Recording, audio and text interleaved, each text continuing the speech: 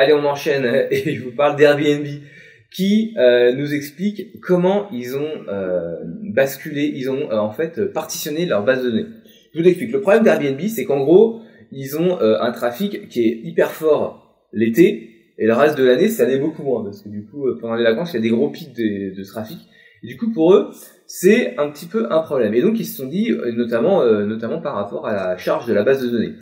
Donc, ils nous ont expliqué, donc eux, ils ont un master slave ultra classique, voilà, avec un master et puis derrière des réplicas sur lesquels ils font la lecture, donc pour soulager la master database des opérations de lecture.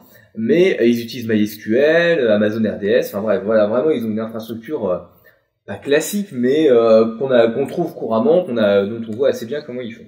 Et en gros, ils se sont dit, ok, il faut absolument qu'on soulage notre base de données main, donc celle où on écrit, parce que, il y a bien un moment où ça va bloquer et on s'approche de ce problème-là. Et ils se sont rendus compte que c'est pas sans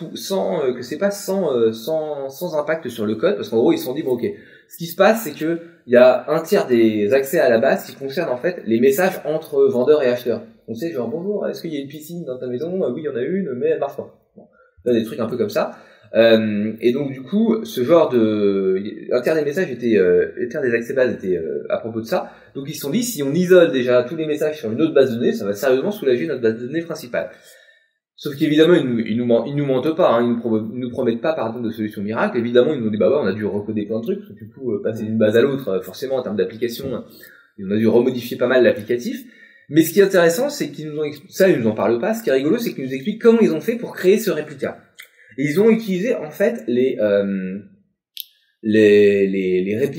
binlogs de MySQL et la fonction de réplication qu'on utilise quand on fait du master slave. C'est-à-dire qu'ils se sont dit très bien.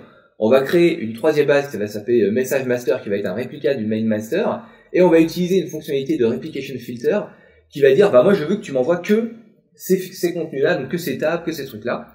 Donc et du coup, en laissant comme ça MySQL rattraper son retard de réplication, et ils ont recréé automatiquement sans avoir à faire un gros dump, etc. Ils avaient vraiment une base de données en ligne, un sous-ensemble de leur base de données parfaitement réplicable, et quand ils ont fait le cut-off, bah, on le voit là dans l'image, ils ont dit bon bah très bien, mon architecture message main, message réplica, hop, je la passe, je la remonte d'un niveau, je la décorrèle de mon main master, et les deux deviennent des masters par rapport au code. Donc en gros, voilà, alors on a des photos de l'équipe technique qui a géré ce truc-là pendant l'action, mais du coup pour eux, ce qui était hyper intéressant, c'est qu'ils ont vu au moment où ils ont fait le cut-off, et ils ont baissé d'un tiers, comme ils avaient prévu, la charge de leur base de données main. Donc je trouvais ça intéressant, un petit retour d'expérience sur comment ils ont mené ça et comment ils ont utilisé la réplication MySQL pour traiter un problème de charge de base de... Voilà, je trouvais ça cool comme explication. Ça n'inspire rien? Même pas le petit Non, ce qui est vachement bien, c'est quand même dans le détail de comment ils ont fait, quoi. Ils expliquent pas juste, on est passé de ça à ça. C'est clair. Donc ça, c'est vrai que c'est cool. Et donc, en plus, on fait ça rapidement. Enfin, ce qu'ils disent, c'est qu'ils ont fait ça en 2 semaines. Donc, c'est pas forcément hyper compliqué.